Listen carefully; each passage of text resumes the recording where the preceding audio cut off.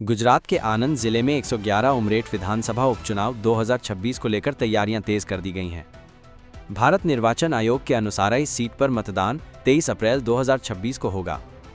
चुनाव प्रक्रिया को सुचारू बनाने के लिए जिला चुनाव अधिकारी और कलेक्टर प्रवीण चौधरी द्वारा आनंद कलेक्ट्रेट में शिकायत निवारण केंद्र 1950 हेल्पलाइन, वोटर हेल्प डेस्क और सी विजिल मॉनिटरिंग सेंटर शुरू किया गया है। चुनाव आयोग द्वारा नियुक्त व्यय पर्यवेक्षक अनंग रावत ने इन केंद्रों का दौरा कर व्यवस्थाओं का जायजा लिया और प्राप्त शिकायतों की जानकारी ली।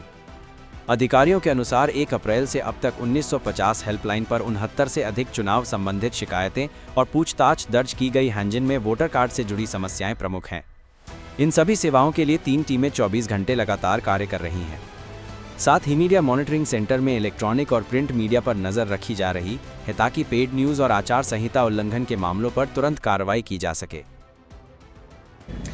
ઉમરેઠ વિધાનસભાની પેટા ચૂંટણી માટે ભારતના ચૂંટણી પંચ તરફથી અત્રે નિમાયેલા માનનીય ખર્ચ ઓબ્ઝર્વર સાહેબે આજે કલેક્ટર કચેરી ખાતે સ્થિત મીડિયા સેન્ટર તેમજ મીડિયા સર્ટિફિકેશન અને મોનિટરિંગ કમિટીની ત્યાં મુલાકાત લીધી।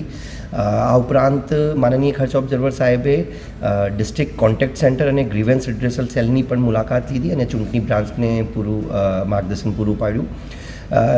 અત્રેથી મીડિયા સર્ટિફિકેશન અને મોનિટરિંગ કમિટી તરફથી અને મીડિયા સેન્ટર તરફથી તમામ ઉમેદવારો અને પોલિટિકલ પાર્ટીઝ તરફથી કોઈ પણ પ્રકારનો પેડ ન્યૂઝ, પેડ જાહેરાત વગેરે જો આવતી હોય એના ઉપર સતત વોચ રાખવામાં આવી રહી છે। ન્યૂઝ ચેનલ્સ ઉપર, દૈનિક પ્રિન્ટ મીડિયા ઉપર, તમામ સોશિયલ મીડિયા ઉપર તમામ જગ્યાએ વોચ રાખવામાં આવી રહી છે કે કોઈ પણ પ્રકારના પેડ ન્યૂઝનો કિસ્સો જો કમિટીના ધ્યાને આવશે તો જરૂરી કાર્યવાહી અને કરવામાં આવશે।